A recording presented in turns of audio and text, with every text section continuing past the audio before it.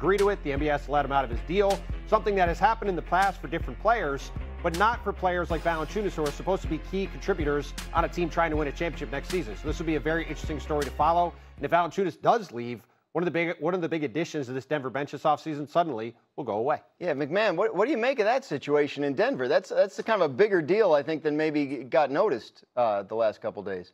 I mean, a complete stunner for the Nuggets. They felt like they finally, after years of searching and scrambling and frankly failing to find a legitimate backup for Nikola Jokic, found that guy. And then he's like, sorry, I'd rather go to Greece than Denver. So we'll see how that plays out. But reports out of Europe right now are that Valanciunas is on his way to Greece to get his physical. Certainly seems determined to play in Europe and not in Denver. And so the search for the backup center for the Nuggets continues. Fascinating situation out there in Denver. All right, back to our buy or sell segment. Bontemps, you buying or selling that the Dallas Mavericks are a legit contender? I'm selling because of the guy you just saw dribbling right there, Kyrie Irving. We do not know what status Kyrie Irving is going to have this season. He's obviously coming off the torn ACL he suffered back in the spring.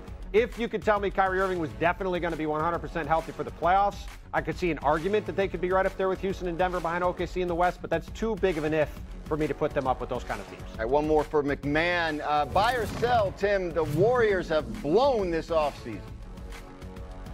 Yeah, I sell that because when you look at the Warriors offseason, you've got to consider what they did before the trade deadline. They pulled off a blockbuster to go get Jimmy Butler. They went 22-5 with Jimmy Butler and Steph Curry in the starting lineup together. That's their big swing. They've got things to figure out. Primarily, they've got to figure out this Kuminga situation. They're hoping to get Al Horford on board. But it was a great trade deadline. You got to package that into the considerations of their summer grade. That's fair enough. And Warriors star Draymond Green had some similar thoughts on his podcast recently, talking about the Warriors off-season. Take a listen to what Draymond said. The heavy lifting's been done. Like, we added Jimmy. I think that was the biggest thing that needed to happen. Now we got that. Now you can tool around that. Just going into it, it's just all about looking to see, like, all right, now we know how it looks. Now we got that part figured out. Now what does it look like around that? So I think we're in a much better position heading into this one than we were last year.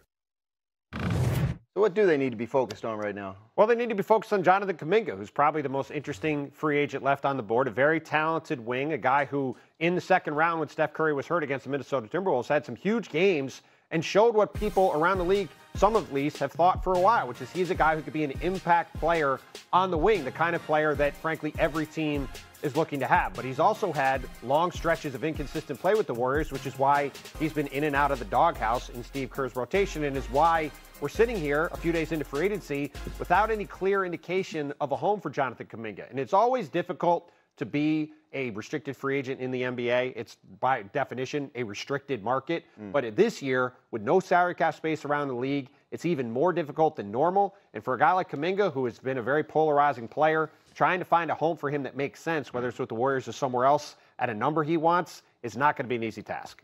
I'm with Tim. The Kuminga thing is the last piece of the Warriors offseason. They've really not meshed well. Him and Steve Kerr have not meshed well. They've been going back and forth about minutes played and what the value is. He's probably at the lowest value that he's been in his career, but now they have to move on from him because you do not really want to start the season with him in the mix with all of this mess going on. The Warriors need to move on and get some stuff back. They need to get some athleticism back. They need to get some youth back. Sneaky move was they lost Kevon Looney, which has been a big part of their dynasty and all this stuff. They need to replace that. Al Horford should help. They're getting very old by adding Al Horford to that team of old guys they need to move Kuminga for some youth and a little bit of depth. But the Jimmy Butler move was huge. They're maybe a Steph Curry injury away from being in the Western Conference Finals. So I think they're on the right track. They just got to figure out that last piece. Yeah, you mentioned, getting older. It's a team that's, still probably trying to deliver at least one more for Steph and Draymond before it's all said and done. Are they in a position to do that before Steph's career is over? I think they are, in large part because Steph Curry is still playing incredible basketball. What he did in that first round with that Houston Rockets, one of the best defenses in the league where he broke their spirit by the time that series was over. He still can be the most disruptive offensive force in the league right there along with Jokic. Jimmy Butler was banged up in that Minnesota Timberwolves series, so I think that contributed to some of the bad play there. But a full season of this team that was playing like a top team in the West since Jimmy Butler got there can only mean good things for the possibility of them getting one last ring for Wardell. McMahon, can they play like that? I mean, like one of the top teams in the West, can they be that good this year? Listen, the West is loaded. I think the Warriors can be good. I don't think they can win the West. If they get Al Horford, that's another proven championship piece who I think would fit very well. But I'm not going to sit here and tell you I think the Warriors can go to Oklahoma City and beat the Thunder. I don't think that's realistic. And honestly, I think the Warriors are probably somewhere in that 5 to 7 range in the Western Conference, not at the top.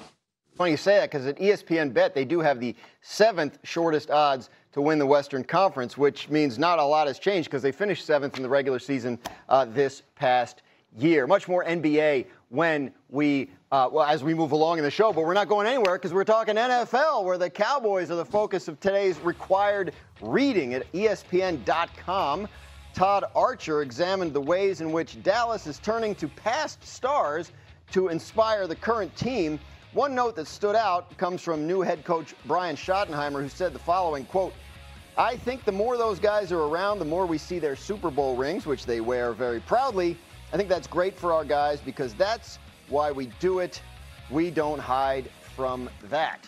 So, Cowboys, Kevin, I looked this up. I haven't been to the Super Bowl in a while. I don't know if that's mentioned. This can backfire because they can see the Super Bowl rings and go, oh, we're not those guys, and we're far away from those guys. So I'm not sure how helpful this is really going to be. But, I mean, is there a lot of pressure? I mean, like Brian Schottenheimer, first-year coach, kind of nobody saw coming in terms of a hire. Is there a lot of pressure on him? No, there's not. In my opinion, we know what the Cowboys are. Yeah. They're going to win 9, 10, 11 games. They're not going to win the Super Bowl. They don't have the talent for that. You don't hire Brian Schottenheimer if you're a Super Bowl contender. So by definition, Schottenheimer is not under pressure to win a Super Bowl. I just don't think it's that kind of team. But you do hire Brian Schottenheimer if you believe that he can take this offense and the quarterback, Dak Prescott, to a whole nother level, which I believe they can, and here's why.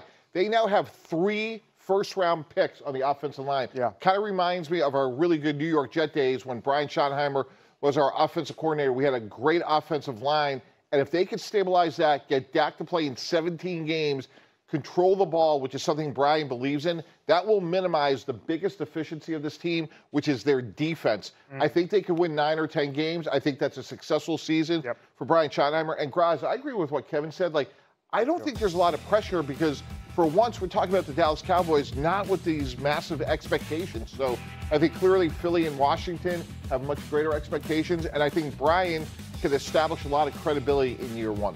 What do you think, Harry? What would success look like for Brian Schottenheimer in his first year as head coach? I would say having the ability to make the playoffs, but I do agree also with Kevin and Mike Tannenbaum. When you look at Brian Schottenheimer, one of the reasons why they hired him, you look at him offensively, they did not run the football successfully. He did that with the New York Jets. Mike T.U. was there with him. He also did that when he was with the Seattle Seahawks. What has kind of been one of the deficiencies of the Dallas Cowboys in their